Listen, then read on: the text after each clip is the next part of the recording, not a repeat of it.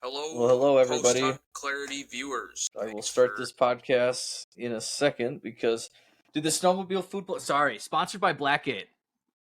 We, I just got trail camera pictures, and I haven't really been getting a whole lot in the last couple days, so of course it comes on. But Yeah, we are episode 22, is it? 23. Oh, yeah. And tonight, well, I guess, or morning or afternoon, whenever you're listening to this, for Gabe and I, it's night right now, we're going to be talking about the early season, as it is September 22nd. It's November. Yeah, we missed the run. We missed everything. We fucking suck. We're just getting started here in two different states. We were supposed to record last Wednesday, but I had some deer chores that had to get done, so. 200 pounds in deer chores? Yeah. I'll get into that in a bit, but actually it was 3... Hang on, I'm trying to do math. 40? 340 pounds of chores. That's a lot. Yeah. That's a lot to do. Yeah. Rucking. So we got some awesome stuff to talk about. Ben switches perspective here on deer hunting in Kentucky the last couple of weeks. I have a completely different outlook on deer hunting here in Wisconsin than I ever have before. In fact, I've only deer hunted once so far in this state. We didn't talk about my North Dakota trip. Last time we podcast was before that North Dakota trip. Yeah, so if you want to give like a quick recap of that for our viewers, just so they kind of know what happened, just give a quick run. Yeah, basically my suggestion is don't go hunt North Dakota early season unless you have private land and you are baiting your deer. Otherwise, your deer will live in the cornfields or wherever they're bedding until it's dark outside. And then they'll go back to bed while it's still dark outside. So basically that story is we got on public. I've never been to that spot. There's actually 4 of us out there. Caitlin came out. We hung out with her for a little bit. My buddy Hunter and Jake Anderson. Went and hunted some spots in public we'd never been to before. Found a nice 10-pointer the day before season, like at 6:30, 7:30. It was like 40 minutes before it was end of legal light. 8:30. Out in the middle of a bean field on public, and I set a waypoint. I'm like, cool, I'm going to come hunt here tomorrow night. That's what I did. I only saw a doe, and then I sat there the next day, only saw that same doe. Nobody else was seeing any deer. The mosquitoes were as bad as they could ever fucking be. I've never seen mosquitoes like that. Like, if I don't have West Nile, I'd be shocked. And then I didn't hunt any mornings because it was so foggy out there to the point where, like, I don't ever really get nervous driving, but it was so foggy. Like, it was bad driving. Like, up until 3 hours after daylight. That's just how muggy it was. And it was hot, so ideally just wasn't super great. Nobody really saw any deer, so we came home a day early just because I'm going to be back out there with Ben in October. And then if I shoot a deer, in Wisconsin, I got all of November and December to go make some weekend hunts in North Dakota. Once the crop fields are gone, once the temperature drops, I think it's going to be way easier to harvest a buck over there than early season. Yeah, so still in kind of what most people consider the early season right now. I kind of consider the early season through through the first full week in October, typically. What are kind of the strategies that you've had some good success in early season? What are some of the strategies you focus on this time of the year? And I know your perspective has changed and you're probably not hunting as much early season as you have in the past, but when you do go sit, what are you looking at? Are there certain areas you're going to, certain things with the weather you're watching for? What does that look like? Yeah, when I used to bounce around public, you and I had this conversation last year. Like, you were a guy that typically doesn't hit the woods until October. And then I was a guy where I'm like, I kill most of my deer in the first 25 days of season or I go tagless, right? And that's because I hunt public. I'm trying to kill deer before other people have the chance to kill deer. Down in Missouri, I think the deer held on to their summer patterns a little bit longer than they do up here, just because our weather changes a little bit sooner and whatever. This year's different because I have a lease, and the deer I want to shoot don't exist on the property I'm leasing, so I'm just not spending time in the woods. But when I hunted public, obviously I couldn't just I'm going to go after, splits or whatever.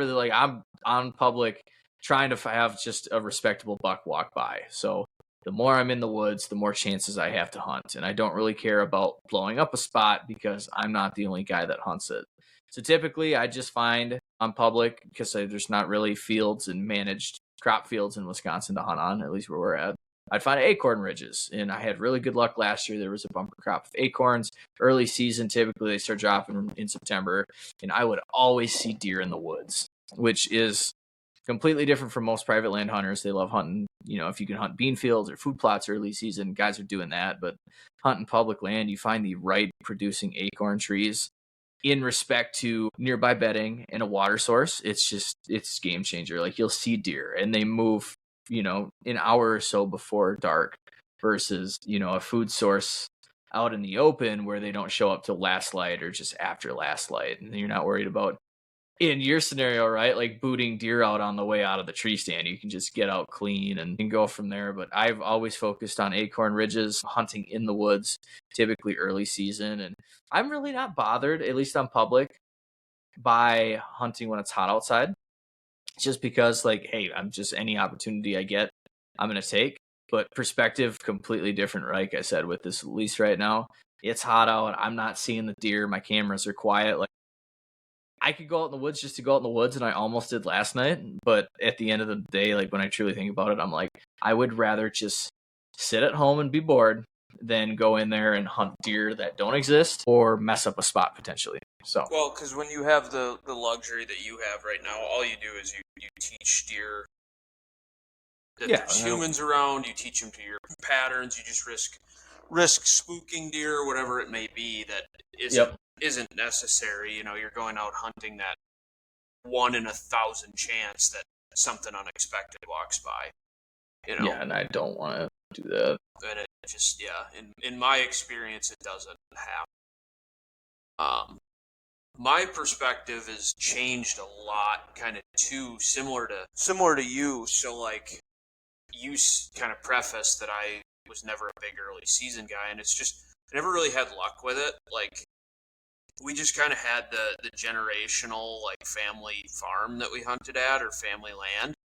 And it was always just like Grandpa ran cameras in a few spots year over year on his food plots. There were never bucks around early season. So it was like, I'd always go when we'd get a cool day or whatever. But, like, I'd get 4 or 5 sits in September, but, like, just never had luck with it. And finally, like, my perspective started to shift as I got out of college and started to really learn how to hunt and stuff. And I started running my own cameras a little bit, and really at that time had the luxury to be able to hunt when I want a little bit more, at least to a certain extent. So I remember, like, fall of 2023, I put a big emphasis on, like, trying to hunt edges more. It was kind of one of the things that I had learned. If you remember that spot I shot my buck, like, there's a pretty good edge there, where a few different habitats kind of come together.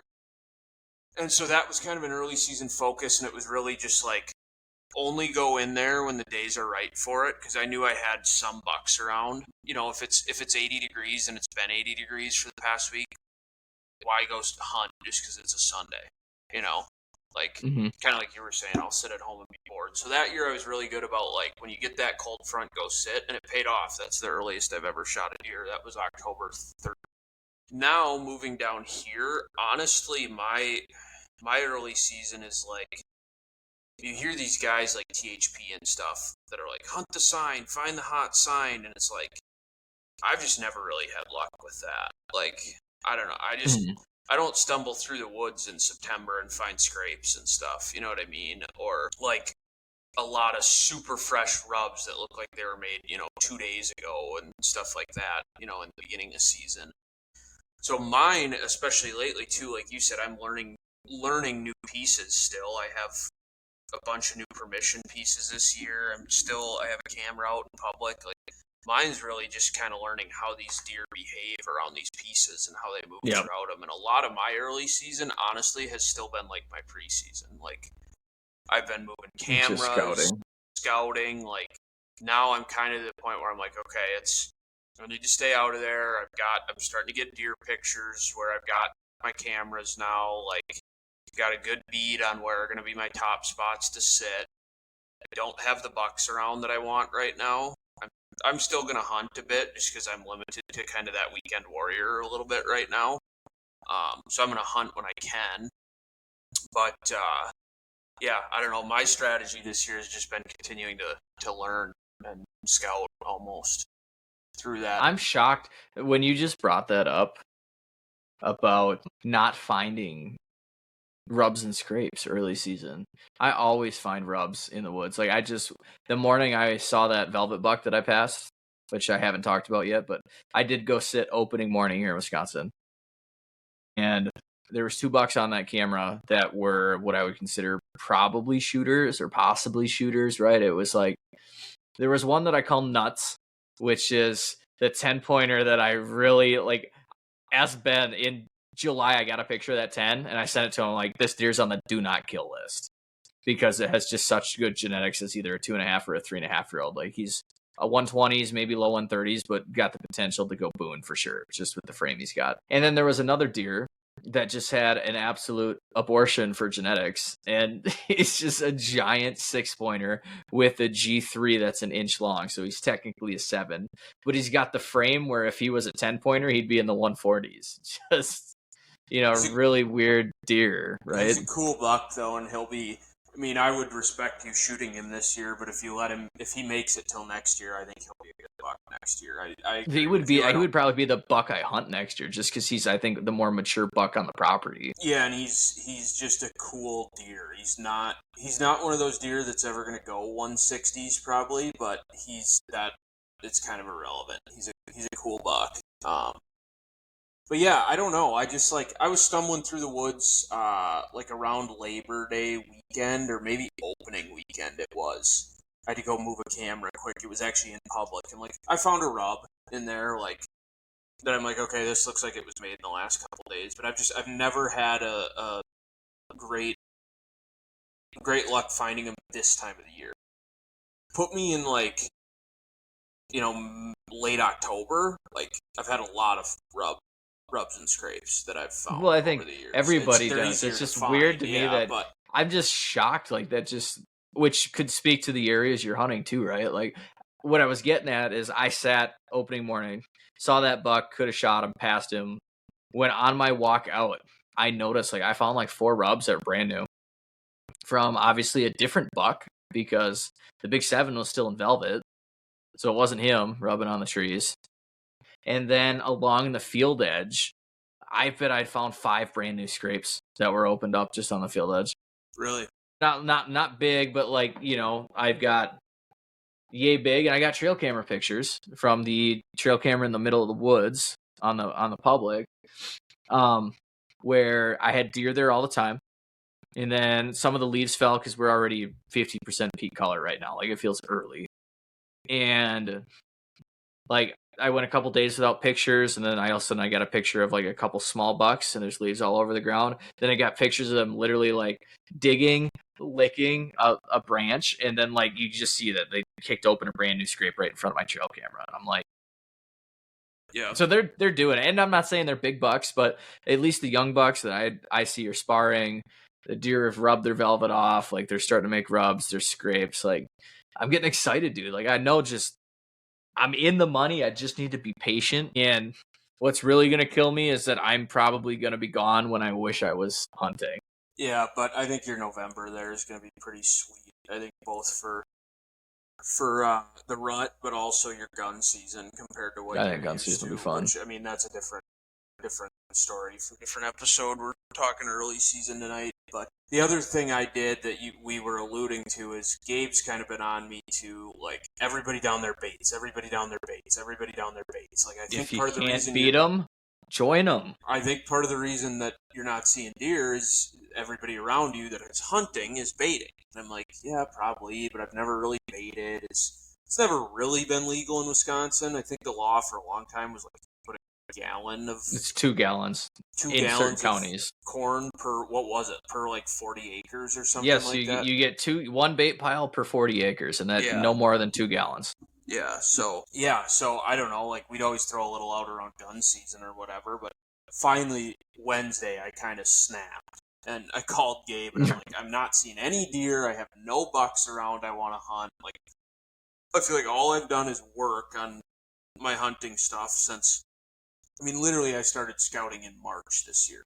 And, like, I started scouting Ohio because I thought that's where I was going to be hunting public. But still, like, I've been Until putting the in, EHD killed all the deer. yeah, I've been putting in work for 6 months. And I'm like, I don't have a buck on camera in the last month that I want to kill. Like, I don't know what to do. And so finally, I'm like, I might as well try some corn. And so I literally went to Walmart and I bought 340 pounds of corn, and I put a corn pile at one piece, I put a corn pile at another piece, and then I put a corn pile at another piece. And from a buck perspective, it hasn't shifted yet a bunch. I've got one. Gabe and I was just showing him. I've got one 9-pointer on camera that's a little spindly. He's a 2.5-year-old, but he's not on my shooter list right now. But he might be come November if he's all that's around. But it's really made me realize that there's deer around at least. Like,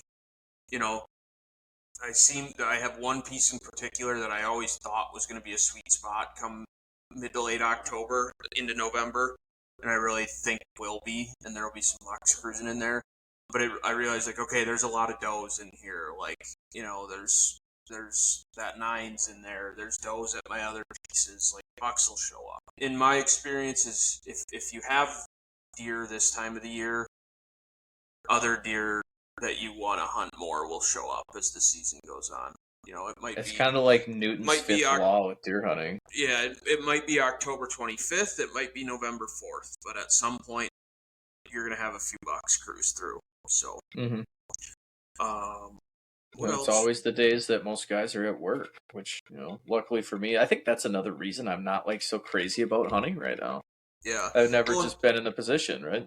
so that's kind of a good segue. How do you manage your sits through a long season too? Because one of the things that I feel like I do, and I'm especially trying to be conscious of right now, where it's a Yep. little easier to hunt later into the year down here, is I burn myself out every year.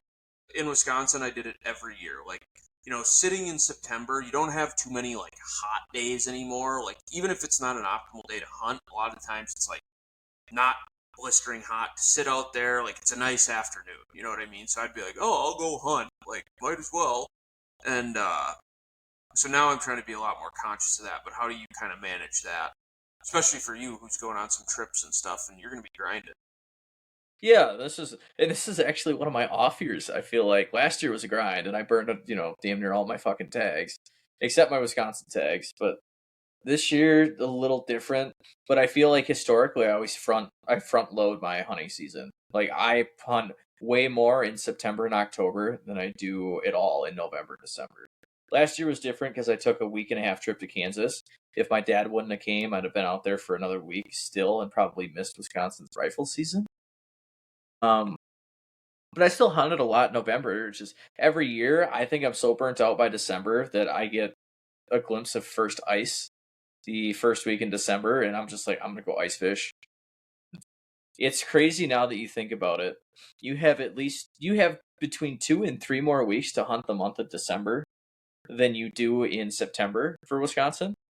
But I swear to God, I'll hunt 5 times more in September than I will in December. Yeah. I'm just kind of over it at that point. Like, if I still have a buck tag in December, like, I think there's a good chance to kill a buck, but I just get so, I don't know, discouraged, uninvested, where I'm just like, all right, I gave it my best try, right? Like, I have 70 sits in the year. That's what I'm going to do this year. And you should do that too. Keep a calendar, and we should, like, notes. Because everybody always asks, like, oh, how many sits do you have in a year? Like, when we did those clothing interviews with you, it was how many sits in a season. And I'm trying to think, I'm like, I should really document not just days hunted, but sits. Like, morning and night are different. So come like mid-January when seasons are done, we're like, okay, how many times did we hunt? We can figure that out. Like, Yeah. that'd be a good statistic, I feel like. Yeah.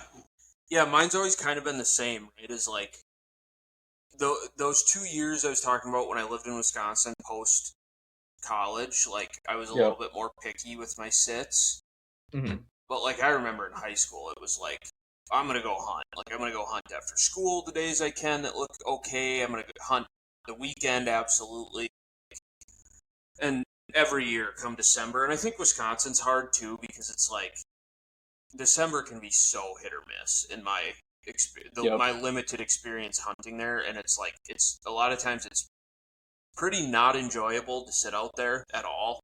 Like, it's cold, it's not fun.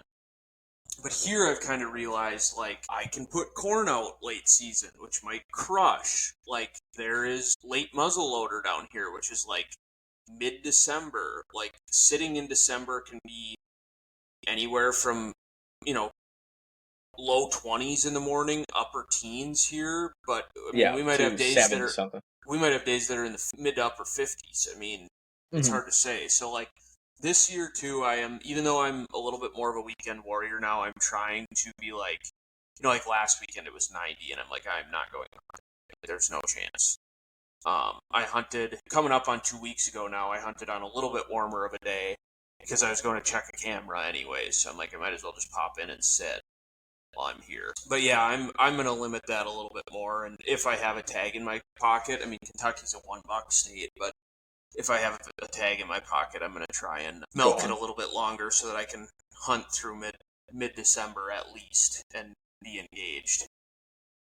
So, well, your Decembers are probably a little bit easier to hunt. Sponsored by Blackgate. I am just getting blown up, dude. I literally, I bet you. Do you have your camera set on every hour, every day, or is it every detection? Every detection. I might need to switch that. I've done mine every hour. Dude, my batteries are dying so bad. It's never been this bad. You must have cell service issues. There's no there's no service on this lease at all. So I've noticed I've had this camera out, and I have good service on this one, and I've had this out since mid-July, and it hasn't died. Yeah. And so when I went in and sat yesterday, I brought a portable charger with me, and I just pulled it and charged it the entire time I sat, and then threw it back in when I was leaving. Yeah, that's smart. But I've noticed one of my mole trees I have in a spot where I don't have good service at all. It must be sitting there searching, and I moved it there last Wednesday, and it's down to 61%. And I have a battery. I don't think it's a lithium pack, but I have a battery pack in it. But just my Pines plot camera's dead, and my snowmobile plot camera was dead. So Dad went and sat the other night, Saturday night, at the snowmobile plot, saw $4, replaced the batteries on the trail camera. And if I'd have checked just that same day, I'd have been like, oh shit, the other camera you're going to walk by is also dead. These batteries are lasting me 30 days at a time, and I'm running lithiums, and I have the packs, and I'm a little frustrated right now because last year, I ran cameras on that property for 3 months at a time without changing batteries, and I changed the batteries once a season. Yeah, and it's definitely I get I've had better service, but these cameras. You're right; they're sitting at between 35 and 40% signal all the time. Yeah, it's definitely a service thing because my other mole tree, granted, doesn't have quite as many pictures on it, but it's in a spot with better services, and it's still at 93% battery. So yeah, I'm gonna have to probably go sit that spot this weekend and get it charged back to full. Yeah. No, that's what I'm dealing with, but that might make me go up. I was actually going to do that tonight. I was going to drive out there and just go change the trail cam battery, and then I realized you and I were podcasting, and I'm like, you know what? I'll do it Wednesday. I got my buddy Austin Deuce has been prolonging surgery, not his insurance. He's battling insurance company with having them cover surgery that he needs. So he was supposed to get a surgery last week, and then he changed it to he was supposed to get surgery today. Well, they still won't figure it out, so he called me, and he's like, yeah, so I have this next weekend off from work, and I was supposed to be under the weather from surgery, not being able to walk, and he's like, but I'm not going to have my surgery anytime soon, so you want to, hang out? And I was like, well, duck season opens this weekend. That's what I'm fucking excited about. I went and bought a $300 shotgun last night, impulse bought some piece of shit from Turkey. It's an auto loader. I don't care, dude. I'm going to drag this thing through the mud, and it's going to be in the water. As long as it doesn't jam up every time, whatever. Yeah. So I bought a shotgun. So he is going to come up, and we're going to duck hunt in the morning. And then I asked him, because, as much as, I want to hunt my lease and kill a deer, and I don't want, a bunch of smaller 2-year-old shot, there are too many damn 1.5-year-old basket bucks there. So I asked him, I was like, when's the last time you filled your tag? He's like, dude, I was just thinking about that. I haven't filled a Wisconsin tag in forever. And he's like, if I get my surgery mid-October, I'm not going to be able to hunt for the rest of the year. And I was like, so do you want to shoot a big buck or do you just want to get some meat? He's like, to be honest, I'd love to just get some meat. And I'm like, oh, baby, I got the place for you. I'm like, we're going to go to the lease. I'm going to film somebody whacking a nice 8-point basket rack. And dude, I have no problem with it. Like, I'm all for it. If you let him kill an 8-point year and a half old, I'm going to choke. No, there's too many of those. I'm telling you, Ben, there's 25 clones of those bucks on the press. 8-pointers? Yes, that's amazing genetic. Yes, they're good. And 10 pointers. You're going to let him kill one of those. I'm going to let him kill one, yes, because we could deal with a couple less. You're a crackhead. Mm-mm. I should smack you through this computer right now. It's like, I need to call some of them off the property so I can have more does, Ben. Think about this. We talk about doe management, how people don't like to kill does, and there's too many does on the property, and that's why bucks don't like it. The property I have is complete opposite. There's not enough does, and there's too many fucking tiny bucks. Yeah, but I want some of these small bucks gone. So hard. Your bucks are going to rut like nuts. So they are. Oh, dude, I'm going to rut so hard. They're going to rut like crazy. Well, that's good, but that's what I'm saying. Like, dude, if one or two of those little bucks disappeared, it would do nothing. Like, I need to call some of those things. As those bucks get older, they're going to probably not all stay, and then pretty soon you might be wishing, I wish I didn't let him whack one of those. I don't think I'm going to miss one buck. And that's why I told him, one of my up-and-comers, no. But, like, a year-and-a-half-year-old, there's too many of them. Like, between deer that are just going to get shot during the gun season, because it seems like people love shooting those deer anyways. I'm like, go ahead. Just shoot one. I don't care. Or dumber. There's no... If a 2.5-year-old or, one of my nice young 3-year-olds, no. Like, we're not going to do that. But if it's a year-and-a-half-year-old, 6, 7, 8, like, I don't care. There will never be a day where I complain that I have too many bucks around. Does, maybe. I've seen that before, but there will never be a day where I complain that I have too many bucks around. Okay, well, there would be if you have limited food on the property. I spent all this time making food plots. Not at all. They don't. These bucks are... Dad sat in the food plot, 4 of these bucks out there for like 2 hours, fighting, running over all my goddamn brassicas, stomping them down into the dirt. They're destroying it, dude. Dude, they've logged that property. There's browse in there everywhere. Not I know property, there's food, but around. There's acorns. There's acorns up the ass. There's crops everywhere around you. You have food in there. There's apple trees. You're not going to run out of food. It's literally an all-you-can-eat buffet. Dude, that's why I don't know. I just love having this conversation because I've never been in a position. If you're listening to our podcast right now and you don't have anywhere to hunt this year, reach out to Gabe because he'll just let you kill all its deer. No, that's not what I'm getting at. I'll sell you a hunt for a couple, year-and-a-half-year-olds, but pay for my lease. It's a good habitat. Buffet at the only problem with my place is it's not in a Buffalo County or a Trempealeau County because it's got all the makings for booners, which I need to have a conversation with the neighbor about leasing that property. So let's talk about that. I already know I need to lease neighboring property that I have permission on. There's a lot of other people that hunt it. In fact, I got a text from my lease owner that said, "Hey, oh yeah, you went to North Dakota. That's 5 technically. Every slash is going to count as 5. So I'm at 5, 6. Or what are you doing for these? I don't. It was just you go into like the symbols and then you hit the shift button and then it was like a straight line that pops up. You could do an I too. It's the same thing. I gotcha. But so the guy that farms the piece I lease owned that soft-sided blind. If you remember on the edge of the field, there was that faded out crappy Radix blind. I didn't know it was his because the landowner had texted me. He's like, hey, do you want to purchase this blind, from my friend? And I'm like, no, I don't want that thing. It's a piece of shit. And he's like, well, it was actually so-and-so. So I'm like, oh, I didn't know that was his blind. He's like, well, he wants to move it to the neighbor to the south. I'm like, no, that's my permission piece. Like, he has permission to hunt there too. So I'm like, all these people hunt there. And I know if I talk to the old lady, she'd be like, oh, I've never had anybody ask to pay me before. Like, but I wouldn't want to give her a number. I'd just be like, well, what's it worth to you? Because if she told me $2,000, I'd be like, throw down my card. But what I also don't want to do right now in the middle of September is start a bidding war where she would go up to like the other people that have permission and be like, well, so-and-so said he'd want to lease it. Like, what would you lease it for? And then all of a sudden it just starts an absolute fucking bidding war that I want nothing to do with. The thing I think you might struggle with there is getting everybody out of there. Well, and that's why I'm wondering if I should do it during season now where I don't lease this year, but like I talk to her and sign a deal starting in May where I can like then go and post on. Even then, I think though, she's so to give everybody a little bit of a backstory. Gabe leases what 120 120 acres? 120 acres.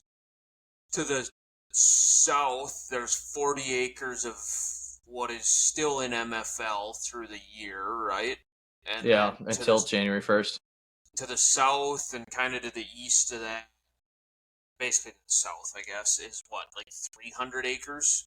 It's 340. 340. Yeah. That is really good. There's just 20 other fucking people that hunt everybody there. Yeah, it's basically a piece of public at this point. So Gabe is trying to lease it, but I think that lady is too sweet and nice, and probably $2,000 isn't, or $3,000 or $4,000 or $5,000 probably just isn't that much money to her. I personally, I think it's worth a try. I think she's I have no idea. She's not going to want to deal with having to call everybody, tell them that their permission's gone. Like, you know, I think it's... Well, so I had a phone call with her, and this is, I guess I could fill you in, because I called her. I wrote her a letter, asked for permission, didn't hear anything, so I called her and just said, hey, checking in to see if you got my letter. And I left her a voicemail. She called me back. She's like, sorry, I've been busy. Like, thank you so much for calling. Like, nobody does that anymore. Like, she's like, we don't even know who hunts the property because people just show up that had permission 10 years ago. She's like, so far this year, I've only had one younger college guy ask if he could go hunt. And I was like, okay. So whatever, like, respect to that dude, right? Like, he's my age, a little bit younger, but she has no idea. So I'm like, I bet if I had that conversation, I'd tell her, I'd be like, I'd post out your property so that way if people saw the posted signs, like, they would come ask. Otherwise, I'd be the one that they'd be talking to. And I really think just from my conversations with her that she'd be super receptive. And if I was like, hey, I know you've talked to her a little bit about the idea. Yeah, so I didn't necessarily bring up the leasing, but I'm like, I bet if I went and talked to her and said, like, hey, I really like this property. I know you have a bunch of people that hunt and you don't know who hunts. What would you think about, me giving you some money just so I'm the only one that has permission to hunt it? And she'd be like, I guarantee she'd be like, well, I guess I've never thought about that. And she'd be like, well, what do you think it's worth? I'm like, well, no, I mean, that's up to you. Like, what would you be okay? Like, basically, I just want to be able to hunt it with a couple of, guys that go in on this lease with me, and I'd lease it from you. But I don't want it just for 1 year. I would want to lease it and have an agreement that I can have it for at least 3 years. And, I'll pay you whatever we agree on each year. And like May 1st, I'll just have it to you cash up front. And I would, because the other guy with the 40 public, that's not going to be public. He's not a deer hunter. So I already have that one in the works too. Yeah. But my other thing is like, I got to figure out the right people to go in it with. Like, my dad's always with me. Like, my cousins and uncles are all like, dude, like we'll lease with you. But I'm like, honestly, like, I kind of want Austin Deuce to go in with me if anybody's going to go in with me. Because I'm like, it's him and his wife. They're not going to hunt that much, but like, I trust them and I can work with them. Like, I don't think that, like, if I let my uncles and cousins, like, I like hunting with them. But if I'm the one putting in all the work, doing the tree stands and the food plots and managing this, like, I don't want, 4 people to go just blow up the woods all the time and shoot 3.5-year-old deer. Yeah. Absolutely not. It's having this all come together for you just makes me kind of like, shit. Like, it would still be nice to be around for that aspect. I'd say if you'd have been around, yeah, because like I would have managed the shot. No questions asked, and for you and I, we would have had I mean, it's not like you wouldn't have to pick up my slack around there, No, I think we'd have had fun and we'd have been into filming, and it really works when the guy that, runs a tree stand and ground blind brand gets discounts on everything plus the food plot seed, and like, I'm vested into this and a lot of this because I have, like, I use him as a mentor, right? Like Jeff Altoff, like, I've watched how he designs properties and how he manages deer, and like, does love the grind guys, and like, I did the same damn thing with the budget I had. to this lease, and you can already see night and day. Like, I've had so many people on those videos that are like, dude, those food plots look crazy. Like, there's no way that was the first year. And I'm like, yeah, like, I designed everything, has a method to the madness. Like, why did I put this here? Travel routes, food source, wind directions, access. Like, I thought everything through, and most Wisconsinites up here, they're just like, oh, clear some land wherever it's dry, put in some clover, and call her a food plot. And it's like, no, like, it's a food source, but I'm like, you blow all the deer out when you walk in, like, your wind sucks for your sit. Like, just people really don't think this shit through. Like, I think your uncle did or whatever, but it's like, yeah, yeah, I don't know, that's kind of what I'm working on. It's if I'm gonna have a couple of these pieces next year. A lot of them aren't. They just don't have the potential to do what you wanted to do to them. But just because of the acreage size. Well, and it's the acreage size, it's the terrain, it's the fact that one of the pieces has cows in it. It's the fact that the other's built into the steepest hill I've ever seen in my entire life, and then the other one's a literal farm with like hardly any trees on it. But there's one piece, and I don't know if the guy would be open to it or not, because it's kind of his little 30-acre haven too, and he's nice enough to let me hunt there, and I totally respect that. And we're kind of friends, and his buddies come and rifle hunt it. I can't be in there during rifle season, but I kind of want to just tell him next year, like, if I'm going to be hunting it, just be like, listen, like, you've been nice enough to let me hunt here. I appreciate it. Just kind of want to know what you're open to. Like, you got a spot back here, like, if I could disc it a little, like, could I plant some clover in there or something like that? Down in what I call the lower bowl. Could I shovel out a spot to put in a 50-gallon tub to put in a water hole? Like, just some small stuff like that I think really could probably make a difference. The big thing for me on a lot of these spots is there's no ag. There's no big food sources around. You know what I mean? Like, that lower bowl, I've got corn in there now, and then there's acorns in there, but like, looking at a map around me, there's no crop fields. Nothing. No, you're in the middle of the big woods. The neighbor to the north doesn't hunt, which, like, great, that's one less person hunting, but she doesn't put in food. Like, the guy to the south does, but he only owns 10 acres, so I don't think he's putting in food. Like, I don't know that people are doing food plots or, so I think just marginal steps like that even might make a big difference. But I think it would, and it would also, like, I'm dealing with on the property right now is all the food I put in over the summer didn't exist last year. So that's why there's not shooter bucks on the property, because when the bucks were on the property during the rut last year, they're like, cool, there's no food. And now I think this year's going to be different, where they're going to get to the property, they're going to be like, holy crap, like, there's delicious yummies everywhere next to the bedding. Like, I'm going to stay here, and then next year they're going to, I haven't had time to make it out there yet, so I don't know the lay of the land too well, but I think that pond plot. Yes. All of them. They're just, it's amazing, but I need to. Since the last time I grabbed my phone. This episode went a totally different way than I think we were planning. But that's all right. Ellie, I'll come open the jar. Just bring it in here. I think it's been a good episode. And you're in the neck of the woods, too, where, like, you can still lease land for a relatively good price. Like, yeah, I got in right now at a steal. And my goal, like I said, I signed a 1 year. I'm going to have negotiations with him, honestly, the next couple of weeks before Halloween that say, hey, I'm really impressed with the piece. I want to hold on to this piece. Can I sign a 3 or a 5 year agreement? Like, I'll pay you more, just a little bit more, but I want a 3 year agreement at the minimum. And I think he'd be like, absolutely. Because when I lock it down for 3 plus, like, ideally 5, minimum 3, if I can lock it down for 3 years, like, just no stress. Like, and then if I can get this other property at what I believe is, I think, going to be a good deal, just because if you're not first, you're last, and that's Ricky Bobby's best saying. But, like, these people in the area yet, they're not used to leases. They're not used to people offering it. But guess what? 5 years from now, they're going to be. Somebody else will knock on their door and ask to lease that property. So I'm just like, I'm going to get in there now, have a great relationship, because they already know that I'll be a good caretaker, a good steward of their land. I'm going to treat it good. I'm going to improve the value, and, hopefully, I'm young and sweet, and they just, like a young man out there provide for his family, and they're willing to do it for a little bit cheaper than, people from the cities that would walk up there and be like, hey, we'll give you $10,000 for that property, because there are people that would. Yeah.